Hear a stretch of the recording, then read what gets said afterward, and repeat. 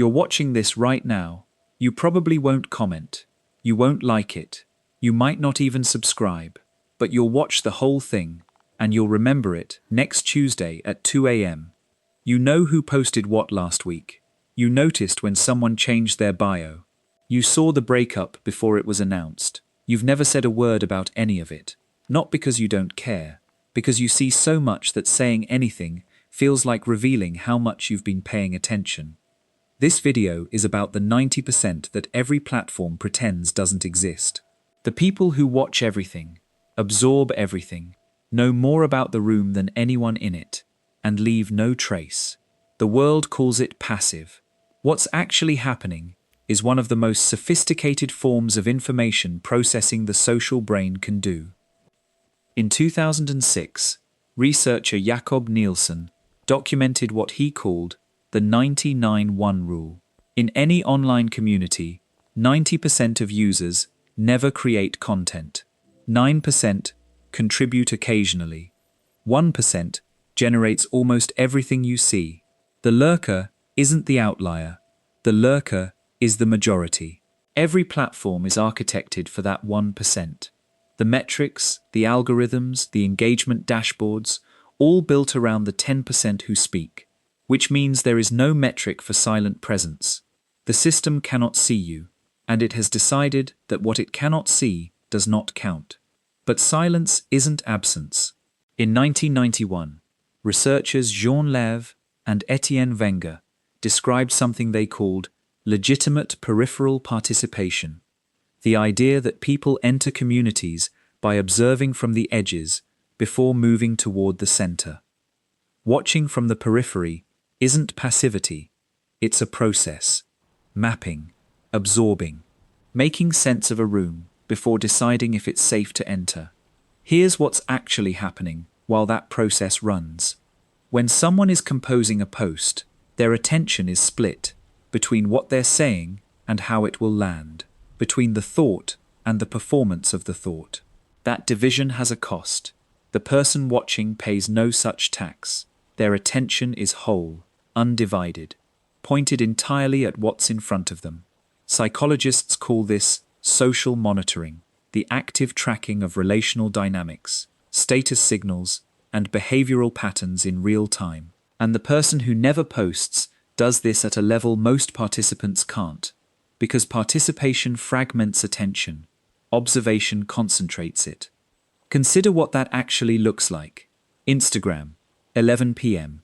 You didn't post, you didn't like anything, but in 20 minutes you processed.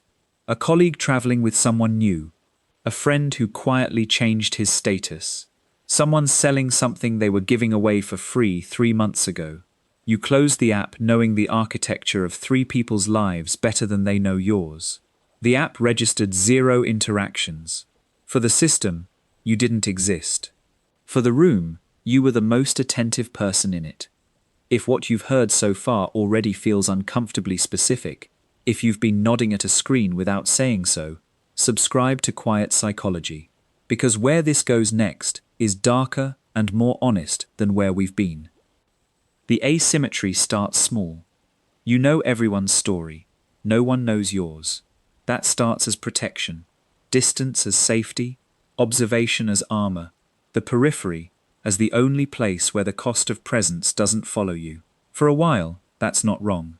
Some rooms are worth mapping before you enter. Some people are worth watching before you trust.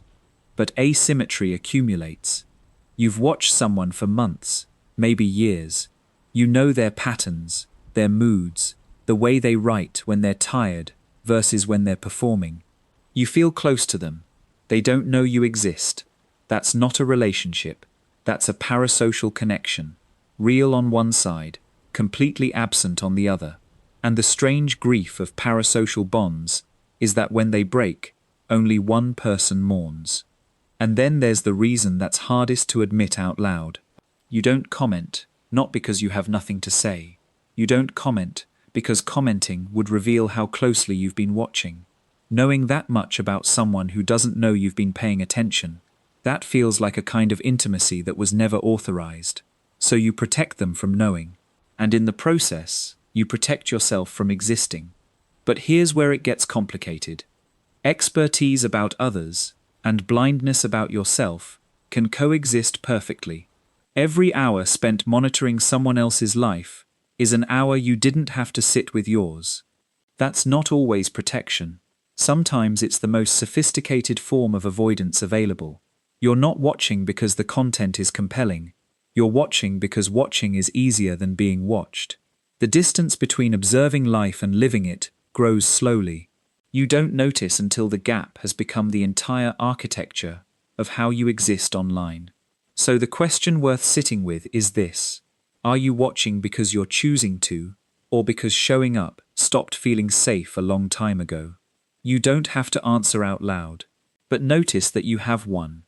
Here's what the system gets wrong about you: the ability to read a room without being in it, to detect patterns, notice what shifts before anyone announces it, track the emotional undercurrent beneath what people say.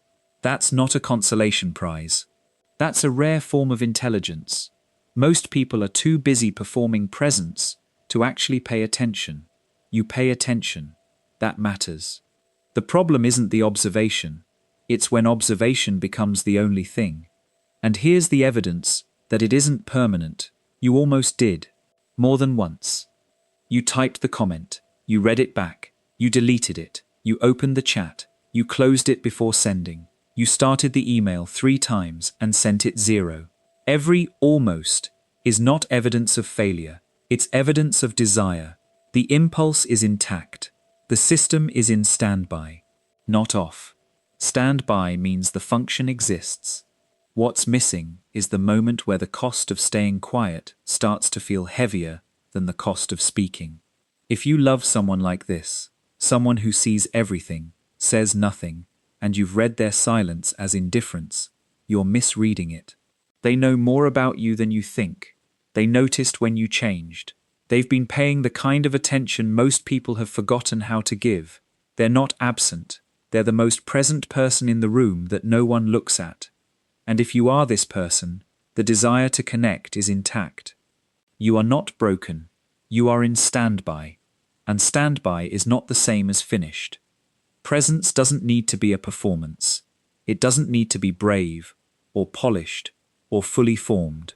It can be a message that doesn't demand a response, a reply simple enough that it doesn't feel like a statement. Leaving the comment you drafted instead of deleting it.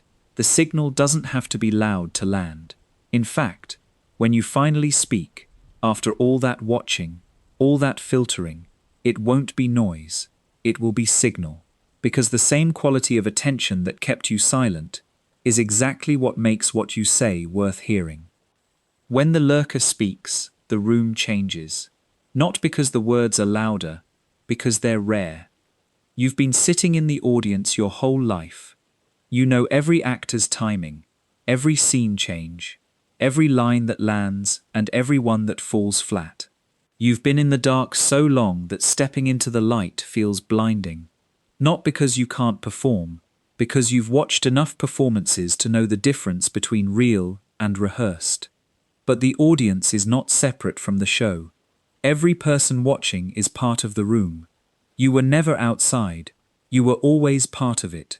The only difference is that you decided no one needed to know. Maybe that was true for a while. But maybe, just once, someone does. If you watch this entire video without pausing, without skipping, without checking your phone, you just proved everything this video said about you. The attention is there. It was always there. If you want, just this once, leave something. A word, a number, your age, whatever you're ready for. Not for us, for the other 90% watching right now in silence, wondering if they're the only ones.